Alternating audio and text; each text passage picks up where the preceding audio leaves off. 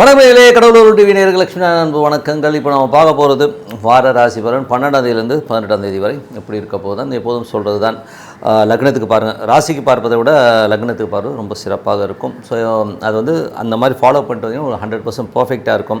அதே நேரத்தில் உங்கள் ஜனனகால ஜாதக பிரகாரம் தசாபுத்தி அந்தரங்கள் எப்படி இருக்கும், ஸோ அதுக்கு தகுந்த மாதிரி அதையும் நோட் பண்ணி வச்சுக்கிட்டு பண்ணும்போது ரொம்ப பர்ஃபெக்டாக இருக்குன்றது தான் உண்மையான விஷயம். ஸோ இந்த வீடியோட எண்டில் டிப் ஆஃப் த வீக் இருக்குது, மறக்காமல் பாருங்கள்.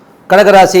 கடகராசிக்கு வந்து உங்களது ராசி அது வந்து பார்த்திங்கன்னா தொழில் ரீதியான விஷயம் திங்கள் செவ்வாயிலேருந்து நல்ல ஏற்றங்கள் வருவதற்கான வாய்ப்புகள் ரொம்ப நல்லா இருக்குது. அதுக்கப்புறம் பார்த்திங்கன்னா புதன் வியாழனையும் வந்து பெருத்த லாபங்கள் வருவதற்கான வாய்ப்புகள், நல்ல ஒரு வளர்ச்சிக்காகவும் சந்தோஷமும் குதூகலமாகவும் கண்டிப்பாக இருப்பீங்க. ஸோ 12 வந்து அடுத்த 2-3 நாட்கள் கொஞ்சம் சின்ன செலவுகள் ஏற்படுவதற்கான வாய்ப்பெல்லாம் இருக்கும். ஸோ இது யாருக்கெல்லாம் நடக்கும்போது கடக லக்னமாக இருந்து சந்திர தசா புத்தி அந்தரம் நடக்கணுக்கு கண்டிப்பாக நடப்பதற்கான வாய்ப்பெல்லாம் இருக்குங்க. மற்றபடி 2ஆம் அதிபதி 7 இருக்குது. ஸோ 2ஆம் அதிபதி 7 அதுவும் செவ்வாயுடைய சாரத்தில் போகின்ற இந்த காலகட்டங்களில் வந்து இந்த மாதிரி விஷயங்கள் நடக்கும்போது காதல் திருமணங்கள் நடப்பதற்கான வாய்ப்புகள் நிறைய இருக்குது. ஸோ அதே நேரத்தில் வந்து பார்த்திங்கன்னா உங்களுக்கு வந்து 2ஆம் அதிபதி சூரியன் செவ்வாயுடைய சாரத்தில் இருந்து அது வந்து 7 இருக்கின்ற ஒரு காலகட்டத்தில் வந்து திருமணம் சார்ந்து சுப நிகழ்ச்சிகள் நடத்துவதற்கான வாய்ப்புகள், அந்த முயற்சிகள் சக்ஸஸ் ஆகிறதுக்கான வாய்ப்பும் நல்லா இருக்குது. ஸோ யாருக்கெல்லாம் கடக லக்னமாக இருந்து சூரிய தசா புத்தி அந்தரங்கள் நடக்குதோ அவங்களுக்கெல்லாம் சுப நிகழ்ச்சி நடப்பதற்கான வாய்ப்புகளும் ரொம்ப சிறப்பாக இருங்க. 3ஆம் அதிபதி புதன் 12 மற்றும் 3ஆம் அதிபதி புதன் வந்து பார்த்திங்கன்னா உங்களுக்கு 7 இருக்கின்ற இந்த காலகட்டத்தில் வந்து பார்த்திங்கன்னா நிறைய பிரயாணங்கள் மேற்கொள்வதற்கான வாய்ப்புகள் நிறைய இருக்கும். ஸோ அது மட்டும் இல்லாமல் வந்து 3, 7, 12 போது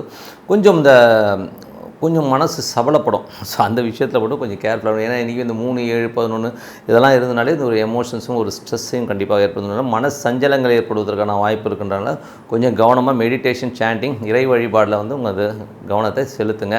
இது யாருக்கெல்லாம் நடக்கணும் போது கடக லக்னமாக இருந்து புதன் தசா புத்தி அந்தரம் நடக்கும்போது தான் இது மேஜராக நடக்கும். மற்றவங்களாம் ஒன்றும் பெரிய ப்ராப்ளம் இல்லைங்க. அதுக்கப்புறம் 4ஆம் அதிபதி. ஸோ 4ஆம் அதிபதியான சுக்கிரன். ஸோ 4ஆம் அதிபதி சுக்கிரனும் 7 இருக்கும்போது நல்ல ஒரு வளர்ச்சி, நல்ல ஏற்றங்கள், நல்ல லாபங்கள் வருவதற்கான சொத்துக்கள் சார்ந்த விஷயம், நல்ல லாபங்கள் வருவதற்கான வாய்ப்பெல்லாம் ரொம்ப சிறப்பாக இருக்கும். புதிய வீடு சொத்துக்கள் வாங்கணும் அப்படிங்கிற எண்ணங்களும் நிறைய இருக்கும்.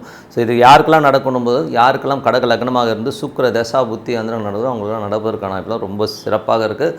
அதுக்கப்புறம் உங்களுக்கு 5ஆம் அதிபதியான செவ்வாய்.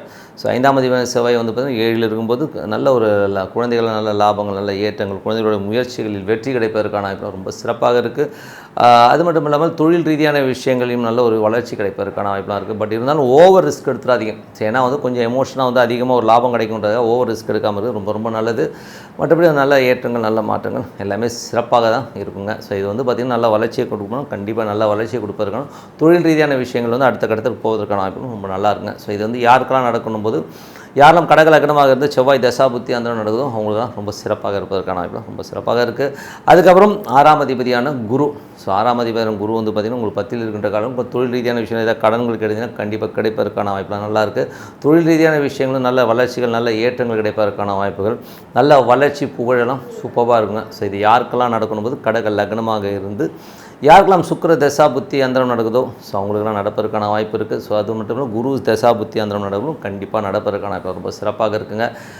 7ஆம் அதிபதி 8 இருக்குது. ஸோ ஏற்கனவே வந்து 7 நிறைய கிரகங்கள் இருக்கும்போது கொஞ்சம் கன்ஃபியூஷன்ஸ் இருக்கும். எதிராளிகள் வந்து நம்ம நிறைய குழப்புவாங்கன்றதான் உண்மையான விஷயம். ஏன்னா வந்து உங்களது 7ஆம் இடத்துல மகரத்தில் நிறைய அந்த சின்ன கிரகங்களாக இருந்தாலும் நிறைய கிரகங்கள் இருக்கும்போது அந்த ஒரு சின்ன கன்ஃபியூஷன்ஸு கண்டிப்பாக இருக்கும். ஸோ அதனால் எதிராளிகள் என்ன சொன்னாலும் உடனே ரியாக்ட் ஆகாமல் உட்காந்து கொஞ்சம் பொறுமையாக யோசிப்பது ரொம்ப நல்லது. 7ஆம் அதிபதி 8 இருக்கும்போது கொஞ்சம் நமக்கு மனசில் வந்து சின்ன சலசலப்புகள் இருக்கும். கணவன் மனைவிக்கு நடுவில் பொருளாதார ரீதியில் வந்து ஒரு சின்ன ஸ்ட்ரெஸ், அவங்க குடும்பத்தாரிலும் சின்ன ஸ்ட்ரெஸ் வருவதற்கான வாய்ப்பெலாம் இருக்கிறனால கலகங்கள் வராமல் இருக்கணும். நீங்கள் உட்காந்து தனிமையில் உட்காந்து பேசி உங்கள் ப்ராப்ளத்தை சால்வ் பண்ணிங்க. ஸோ அதுக்கப்புறம் வந்து 8ஆம் அதிபதி ஆட்சி பலத்தோடு இருந்து 9ஆம் அதிபதியோட சம்பந்தம் ஏற்படும் போது என்ன மாதிரி விஷயங்கள் போது கொஞ்சம் வந்து ஒரு எமோஷன்ஸ் இருக்கும்.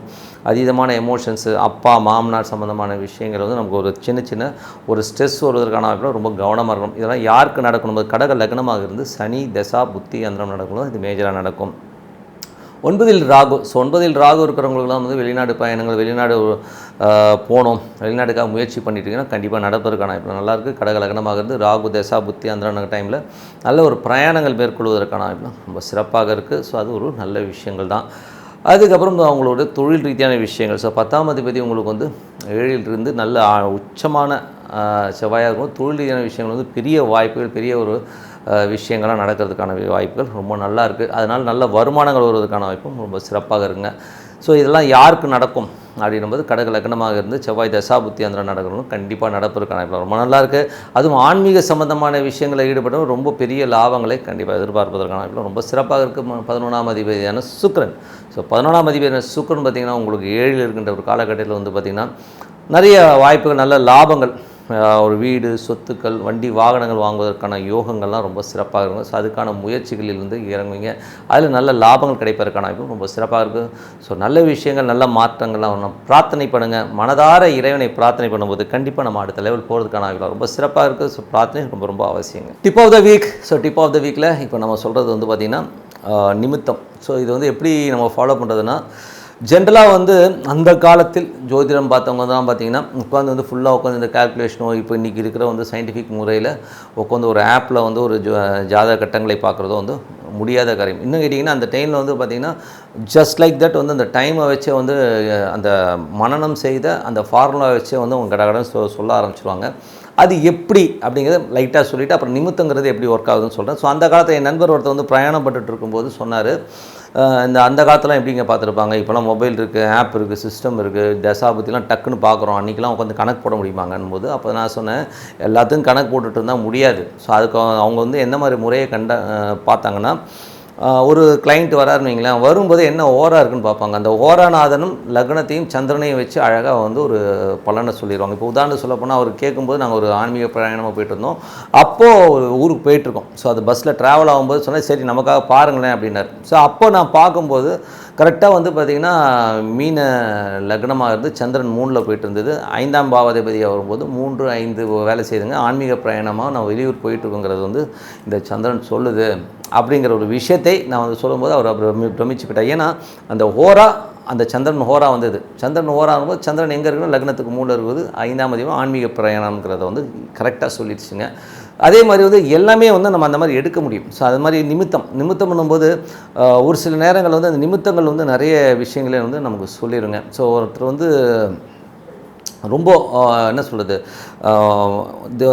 ஒரு லேடி வந்து என்னை கேட்குறாங்க, நான் என்ன பண்ணுறதுன்னு தெரியலைங்க, என் கணவனோட வாழ்கிறதா வேண்டாமா அப்படிங்கிற ஒரு விஷயத்தை கேட்டிருக்கேன். அந்த ஆள் வந்து எப்போ பார்த்தாலும் வந்து விட்டு போயிடுறாரு, ஒரு அண்டர்ஸ்டாண்டிங் இல்லை அப்படிங்கும்போது நான் வந்து யோசிக்கிறேன் என்ன பண்ணலான்னும் போது டக்குன்னு இந்த ஹோரா தான் எடுப்போம். ஸோ ஹோரா எடுத்து நான் அந்த ஏன்னா ஜோதிடத்துக்கு மேலே வந்து ஹோராவும் நிமித்தமும் வேலை செய்யணும் போது அந்த ஹோரா எடுத்து பார்க்குற அந்த காலகட்டத்தில் வந்து பார்த்திங்கன்னா 5 கரெக்டாக வேலை பார்த்துச்சு. நான் சொன்னேன் உங்களுக்கு வந்து கண்டிப்பாக வந்து சேர்ந்துடணும், ஒரு குழந்தை வரும் அப்படின்னு சொல்லலான்னும் போது எங்கள் வீட்டிலேருந்து ஒரு வெளியில் போன ஒரு பூனை ஜன்னலோட அந்த வழியாக அந்த டோரை நிமித்திட்டு உள்ளே வருதுங்க.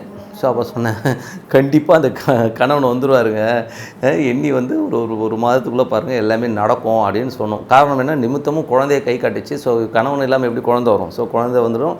அதே நேரத்தில் கணவனுங்கிறது இந்த பூனை வந்து உள்ளே வந்தது பாருங்கள், நைஸாக வந்து உள்ளே வந்து உட்காந்து சாப்பிடணும். ஸோ இது வந்து கண்டிப்பாக வந்து வந்துடுவாருங்க, ஒன்றும் ப்ராப்ளம் இல்லை.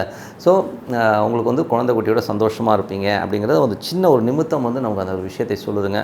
ஸோ அந்த காலத்தில் வந்து இந்த மாதிரி நிமித்தங்களையும் ஹோராவை வச்சு ஒரு பெரிய ஒரு லெவலில் வந்து பண்ணிடுவாங்க. அந்த காலத்தில் வந்து அது ஒரு கோச்சாரத்தை வச்சுக்கிட்டு அந்த ஹோரா வச்சு அவ்வளோ தூரமாக சொல்லியிருக்காங்க, அவ்வளோ பர்ஃபெக்டாகவும் சொல்லுவாங்க. ஸோ அது வந்து நம்மளும் இப்போவும் கொஞ்சம் பண்ணுறோம். ஸோ அந்த டெக்னிக்ஸ் நம்ம ஃபாலோ பண்ணாலும் பட் அந்த காலத்தில் பண்ணுறதுக்கு வந்து எவ்வளோ ஒரு நாலேஜ் இருக்கணும், மனக்கணக்கில் வந்து அவ்வளோ தூரம் பண்ணியிருக்கான்றது பெரிய விஷயம்னு சொல்லிட்டு உங்களிடம் விடைபெறுவது உங்கள் லக்ஷ்மி நாராயணன். நன்றி, வணக்கம். கடவுள் அருள் டிவியை பார்த்தமைக்க நன்றிகள். மேலும் இது போன்ற தகவல்களை தெரிந்து கொள்ள கடவுள் அருள் டிவியை சப்ஸ்கிரைப் செய்யுங்கள். மறக்காமல் பெல் ஐக்கானை கிளிக் செய்யுங்கள்.